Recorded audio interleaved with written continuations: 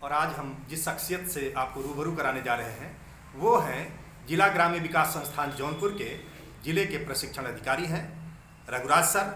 और आपकी बहुत सारी विशेषताएं हैं, उन विशेषताओं को आगे धीरे बातचीत में हम आगे ले आएंगे। और सर आप अपना परिचय एक बार खुद बताएं। सर मेरा नाम रघुराज है और मैं जिला प्रशिक्षण अधिकारी हूँ इस संस्थान में, और विगत लगभग 3 वर्षों से मैं यहाँ हूँ।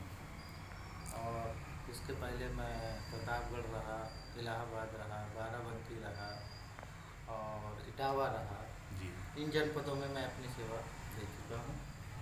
ये जैसा कि आप देख रहे हैं कि ये ग्राम्य विकास संस्थान गांव के विकास के लिए इसकी विशेष भूमिका होती है कि जिस तरह के भी प्रशिक्षण की आवश्यकता होती है उसको एक अध्ययन करने के बाद लोगों को प्रशिक्षित किया जाता है कि वह हमारे गांव की प्रतिभाएं कैसे आगे बढ़ें और गांव का कैसे डेवलपमेंट किया जा सके। ये एक अपने आप में एक व्यापक विषय है। इसी सोच को लेकर इस देश के महान मनीषियों ने तमाम सारे काम किए हैं। ये गांव का देश है, 5 लाख गांव का देश है। अगर एक गांव में हम किसी प्रयोग को सफल करते हैं तो शायद वह दूसरे गाँव में भी पहुँच सकता है। तो ये हम जिन लोगों ने भी गांव में काम किया है उनको हम खास तौर से नमन करते हैं। और एक महान कवि की ये पंक्तियां हैं कि सोने चांदी से नहीं किंतु मिट्टी से जिसने किया प्यार, हे ग्राम देवता नमस्कार। वो जो गांव को कुछ देता है वही गांव का देवता है। तो सर कुछ आज हमारे दर्शकों के लिए आप बताएं जिससे उनको लाभ मिले। एक्चुअली आपने किसानों की बात जो कही, किसानों का दर्द वास्तव में इधर करीब 15-20 सालों से बहुत मार्मिक है। और मैं एग्रीकल्चर बैकग्राउंड का भी हूँ तो थोड़ा ज़्यादा मेरा लगाव है उनसे। वास्तव में किसान चाहे जिस प्रदेश का हो घाटे में जा रहा है, उसका कारण है कि खेती की लागत बहुत बढ़ती जा रही है और मैन पावर बहुत महंगा होता जा रहा है। और बिना मैन पावर के खेती संभव नहीं है। हालांकि मशीनीकरण बहुत हुआ है, लेकिन उत्तर प्रदेश के परिप्रेक्ष्य में मशीनीकरण अपने यहाँ नगण्य है। पुरानी परंपराओं से खेती हो रही है, जिस कारण से यहाँ का किसान बहुत घाटे में जा रहा है। तो मेरा ये मानना है सर कि अगर किसान हमारे प्रदेश का पुरानी परंपराओं के आधार पर खेती कर रहा है जी, तो अगर हम परंपरागत खेती पर फिर उतर आए तो हो सकता है हम इस घाटे को पूरा कर सकते हैं। आपने देखिए एक अच्छी बात कहा कि परंपरागत खेती करके घाटे में है और परंपरागत खेती पर ठीक से उतर आए तो उसको मुनाफा में बदल सकते हैं। जैसे मुख्य कारण ये है कि हम जो तकनीकी है वो तो परंपरागत ले रहे हैं, लेकिन खाद है, बीज है, जो तकनीकी आ रही है उसको हम मॉडर्न पे ले आए हैं। तो दोनों मिक्सअप हो रहा है, जिस वजह से अब हम पुरानी तकनीक से को अगर अपनाएंगे और खाद और बीज मॉडर्न तकनीक कर लेंगे तो डिसबैलेंस होगा, जिस कारण से प्रोडक्शन डाउन होता है और वो घाटे का समस्या होता है। यदि हम पुराने खाद जो गोबर की खाद है, कंपोस्ट की खाद है, इनको आ जाए, इन पर आ जाए तो निश्चित रूप से हम इसको फायदे में ला सकते हैं। अभी सर ने जो बात किया कुदरती खेती की कहीं न कहीं बात कर रहे हैं। कुदरती खेती, प्राकृतिक खेती कर सकते हैं। और जैसे अभी पहले जौ हम पैदा करते थे कम पानी में, कम लागत में और आसानी से पैदा होता था। आज हमने जौ बंद कर दिया। अभी जौ अगर पैदा करें तो गेहूं से अधिक कीमत मिलेगी। मोटे अनाज पर हमारे वैज्ञानिक, हमारे सरकार, सारे लोग जोर दे रहे हैं। मोटे अनाज हमारे स्वास्थ्य के लिए लाभकारी हैं। हमारे घर में अगर मोटा अनाज पैदा होगा तो हमारा स्वास्थ्य ठीक रहेगा। जो डॉक्टर के पास, जो अस्पताल में हमारा पैसा निकल करके जा रहा है हमारे जेब से, उसको हम बचा पाएंगे। खुशहाली तो असली तब आएगी। अब नए शब्दों में हम कहते हैं आजकल पारिवारिक खेती।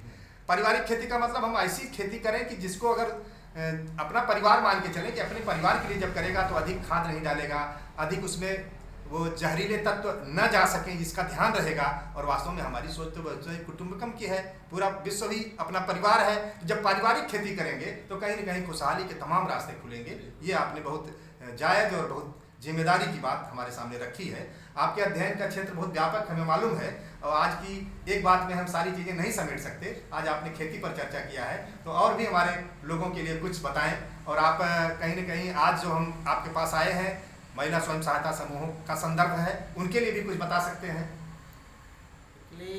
महिलाओं के बारे में 1999 से एक योजना लागू हुई थी जिसका नाम था स्वर्ण जयंती ग्राम स्वरोजगार,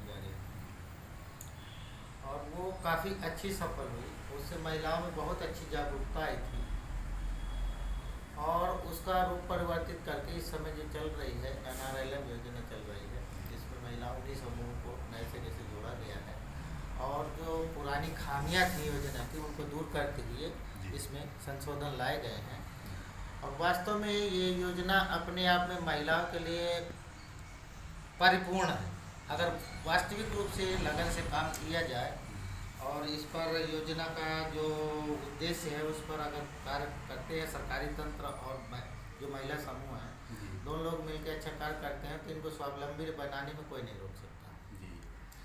और सबसे बड़ी तो इस योजना की उपलब्धि ये है कि जो महिलाएं घूंघट में हुआ करती थी, कभी बोलती नहीं थी, आज वो खुल के हर अधिकारी से बोलने लगी हैं। इससे बड़ी उपलब्धि और कोई नहीं होती। उत्तर प्रदेश के लिए तो बहुत बड़ी बात है। बहुत बड़ी बात है ये। और जो बोलना सीख गया तो वो फिर कदम पीछे नहीं खेल सकता, उसको बढ़ना ही बढ़ना। मैंने उत्तर प्रदेश का खास तौर से पूर्वी उत्तर प्रदेश के लिए तो समझिए कि ये सबसे बड़ा आधार है। अगर महिलाएं सक्रिय हो गई तो कोई फिर आगे बढ़ने से रोक नहीं सकता। सबसे बड़ी बात ये थी कि जो महिलाएं पूछो घूंघट के अंदर से बोलती ही नहीं थी, आज वो महिलाएं घूंघट भी खोल दिया, अब बोल भी रही हैं और किसी भी अधिकारी से हिचक नहीं है। हमारे यहाँ जो 3 दिन 4 दिन ट्रेनिंग होती है महिलाओं की, तो इन 3-4 दिन में मेरा एक टॉपिक जरूर होता है। मैं बोलने की कला सिखाता हूँ। एक टॉपिक आधा घंटे का मैं पीरियड लेता हूँ कि बोलने की कला जिसने सीख ली तो वो अपनी बात हर तरीके से हर माहौल में कह सकता है। सर वो जो आप ये क्लास लेते हैं उसको अति संक्षिप्त कुछ टिप्स क्या बता सकते हैं? टिप्स ये है कि सबसे जो महत्वपूर्ण चीज़ है कि एक फील्ड जो होती है वो हर व्यक्ति के लिए फील्ड अलग अलग हो सकती है। एक वक्ता के लिए फील्ड हो गई ऑडियंस, किसके बीच में बात करने जाता है वो उसके लिए फील्ड है। क्रिकेटर के लिए तो खेल का मैदान हो गया, किसान के लिए खेत हो गया, लेकिन एक वक्ता के लिए जो ट्रेनीज है वो उसकी फील्ड है। तो हमें फील्ड का आकलन करना चाहिए कि हमारा फील्ड किस लेवल की है, हमें किस लेवल से बात अपनी रखनी है। जिसने इस बात का अध्ययन नहीं किया वो अपनी बात नहीं कह पाएगा, ना समझा पाएगा। बहुत अच्छी बात आपने बताया जी। दूसरी बात ये है कि सब्जेक्ट का हमें ध्यान रखना है कि वो किस लेवल तक जान रहा है, किस लेवल से हमें शुरुआत करनी है। ये अगर आकलन कर लेंगे तो हम उसको अपनी बात अच्छी तरीके से कह पाएंगे। तीसरा है टाइम। टाइम कई तरीके का है। एक तो हमें टाइम हमने अगले के पास कितना, हमें अपना नहीं देखना है टाइम का। जिससे हम बात करने जा रहे हैं हमें उसके टाइम का ध्यान रखना है कि उसके पास कितने मिनट का टाइम है, कितने घंटे का टाइम है, हमें उतनी देर में अपनी बात कहनी है वो टाइम। दूसरी चीज़ ये है कि उस व्यक्ति को ऐसे टाइम पर मत जाइए कि वो बिजी हो, आपकी बात भी ना सुने, काम कर रहा है वो कह देगा ठीक है कान लगाए हम कहते रहे तो सुन जरूर रहा है लेकिन उसको निकाल भी रहा है। तो ऐसे टाइम पर भी उसमें केयर करना पड़ता है। तीसरी अन्य जो बात है सबसे महत्वपूर्ण बात है बॉडी पोस्चर।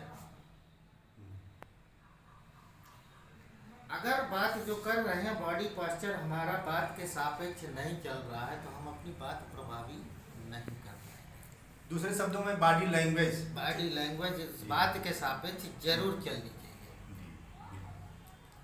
तो ये 4-6 पॉइंट हैं जिनको फिर उसमें कई चीज़ें और भी जुड़ जाती हैं कि आपकी टोन कैसी है, वॉल्यूम कितना है, ऑडियंस तक वॉल्यूम पहुंच रहा है कि नहीं है, इतना ज़्यादा तो नहीं है, कम तो नहीं है, इसका भी बैलेंसिंग होनी चाहिए। और टोन भी हमारी ऐसी होनी चाहिए जो सुन उनसे ताल जोड़ सके। बिल्कुल ताल जोड़।